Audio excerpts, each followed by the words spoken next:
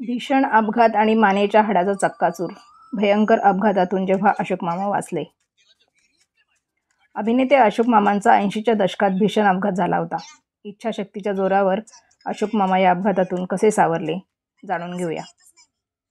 महाराष्ट्राचे महानायक अशोक सराफ यांचे संपूर्ण जगभरात चाहते आहेत. दर्जेदार अभिनय आणि उत्तम कॉमेडी सेन्स याची देणगी लाभलेल्या या कलाकाराने 70च्या दशकापासून प्रेक्षकांचं भरभरून मनोरंजन केलं. पण तुम्हाला माहिती आहे का, 80च्या दशकात अशोक मामा यांचा एक भीषण अपघात झाला होता. ज्या अपघातातून ते वाचणं खूप कठीण होतं, पण इच्छाशक्तीच्या जोरावर अशोक मामा पुन्हा उभे राहिले. 80च्या दशकात अशोक सराफ आणि लक्ष्मीकांत बेर्डे हे मराठी सिने इंडस्ट्रीचे सुपरस्टार झाले होते. या दोघांचेही अनेक सिनेमे सुरू होते. अशाच एका सिनेमाचं शूटिंग सुरू होतं. मुंबईतील एका सिनेमाच्या गाण्याचं शूटिंग आटपून ते कोल्हापूरला जायला निघाले. खूप थकले असल्याने त्यांना गाडीतच झोप लागली. त्यांचा ड्रायव्हर गाडी चालवत होता.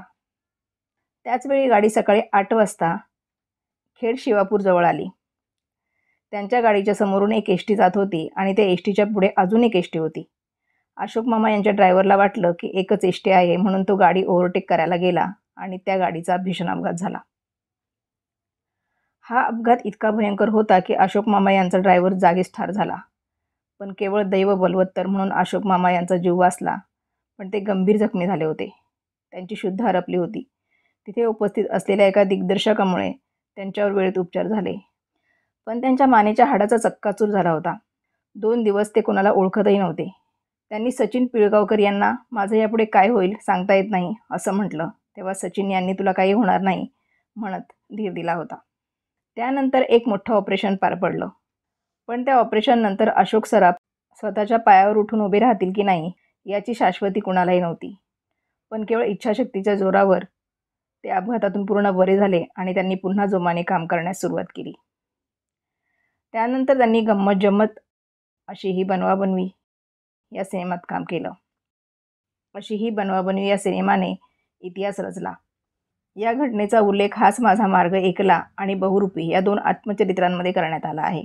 वयाच्या 77व्या वर्षी अशोक सराफ तितक्याच जोमाने मराठी इंडस्ट्रीत काम करत आहेत.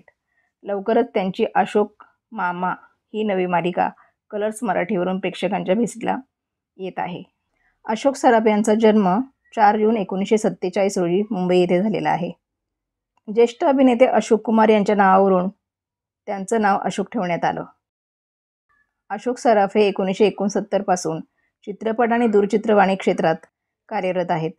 त्यांनी मुख्यतः कॉमेडी चित्रपटांमध्ये काम केलं. त्याचबरोबर मराठी चित्रपट, मराठी नाटक, हिंदी चित्रपट, मराठी दूरचित्रवाणी मालिका आणि हिंदी दूरचित्रवाणी मालिकांमध्ये भूमिका साकारलेल्या आहेत. 1969 मध्ये जानकी या मराठी चित्रपटातून त्यांनी आपल्या कारकिर्दीची सुरुवात केली. त्यानंतर त्यांनी दोन्ही घरचा पाहुणा, जवळ ये लाजू नको, तुमचं आमचं जमलं, चिमणराव, गुंड्याभाऊ, दीड शहाणे, हळदी कुंकू, दुनिया करी सलाम आणि 1970 आणि 1980च्या दशकात अनेक चित्रपटांमध्ये काम केलेलं आहे. त्या काळात मराठी चित्रपटांनी कॉमेडीच्या वेगळ्या जगात प्रवेश केला होता. अशी ही बनवाबनवी, आयत्या घरात घरोबा, बाळाचे बाप ब्रह्मचारी, भूताचा भाऊ आणि धूमधडाका हे काही उल्लेखनीय मराठी चित्रपट ज्यात अशोक सराफ यांनी अभिनय केला आहे. अशी ही बनवाबनवी हा सिनेमा तर आजही प्रेक्षकांना लक्षात आहे आणि तो तितक्याच आवडीने अनेक वेळा बघितला जातो. बनवाबनवीने अनेक रेकॉर्ड ब्रेक केले आहेत. अशोक सराफ मामा कसे झाले? त्या काळी अशोक सराफ यांच्या सिनेमामध्ये सेटवर एक कॅमेरामन होते. ते त्यांच्या मुलीला सेटवर घेऊन यायचे. तेव्हा त्यांनी त्यांच्या मुलीला हा तुझा मामा अशी ओळख करून दिली. कोल्हापूर साईडला मामा हा अतिशय आदरपूर्वक आणि प्रेमाने वापरण्याचा शब्द आहे.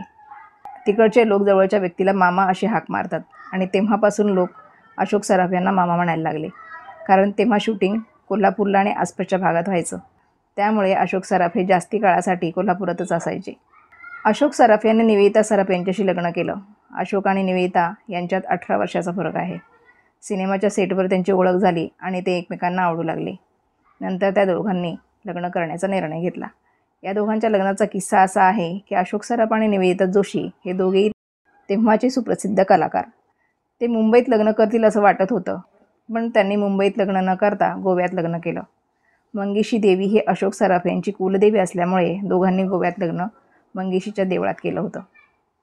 निवेदिता आणि अशोक सराफ यांना अनिकेत नावाचा मुलगा आहे. अनिकेतला अभिनयात अजिबात रस नाही. अनिकेत उत्तम शेफ आहे आणि तो परदेशात असतो. अशोक सराफ हे मराठी चित्रपटसृष्टीतील गुणी आणि दमदार अभिनेता म्हणून अवघ्या हिंदुस्थानाला परिचित आहेत. मराठी चित्रपटसृष्टीबरोबर हिंदी चित्रपटसृष्टीत त्यांनी आपलं वेगळं अस्तित्व निर्माण केलं. लक्ष्मीकांत बेर्डे, सचिन पिळगावकर यांच्यासोबत त्यांनी मराठी विनोदी चित्रपटांची मालिकाच केली. अशोक सराफ हे मूळचे बेळगावचे, पण त्यांचा जन्म मुंबईतील चिखलवाडी येथे झाला आहे. त्यांचं बालपण मुंबईतच गेलं. त्यांचं शिक्षण DGD या विद्यालयात झालं. अभिनयाची आवड असल्यामुळे वयाच्या 18व्या वर्षापासून त्यांनी अभिनय करण्यास सुरुवात केली होती. शिरवाडकरांच्या ययाती आणि देवयानी या व्यावसायिक नाटकांपासून त्यांनी रंगमंचावर प्रवेश केला. त्यानंतर दादा कोंडके यांच्या पांडू हवालदारमधील इरसाल पोरीस, रामराम गंगाराममधील भमद्या खाटी यासारख्या बहुरंगी भूमिका त्यांनी साकारल्या. त्यांनी आपले कामाचे क्षेत्र मर्यादित न ठेवता विनोदी, खलनायक तसेच गंभीर पात्रही पडद्यावर साकारली आणि त्यातून आपली वेगळी शैली निर्माण केली. 80च्या दशकात अशोक आणि लक्ष्या या जोडीनं रुपेरी पडद्यावर धमाल उडून दिली होती. अशोक सराफ यांचा अभिनय उभारून यायला दिग्दर्शक सचिन पिळगावकर आणि महेश कोठारे तितकेच साथीदार आहेत.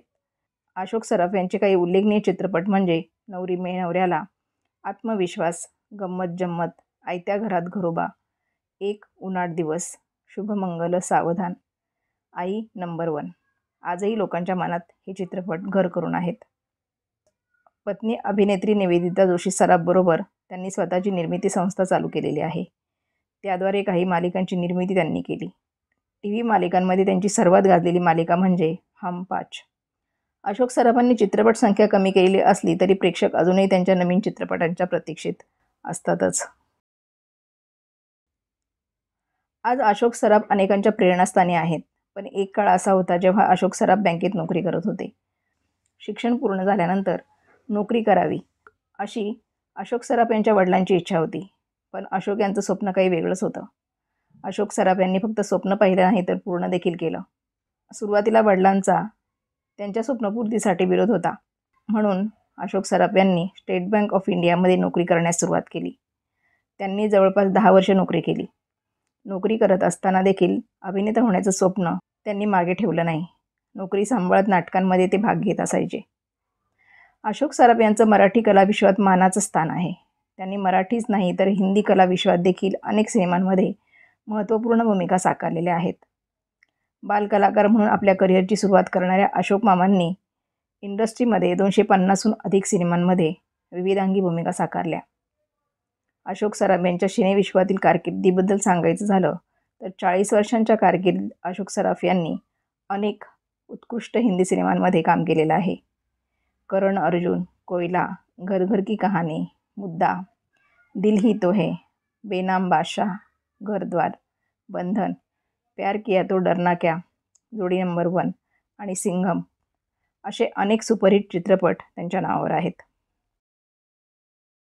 अशोक सराफ यांना पुढील वाटचालीस खूप साऱ्या शुभेच्छा.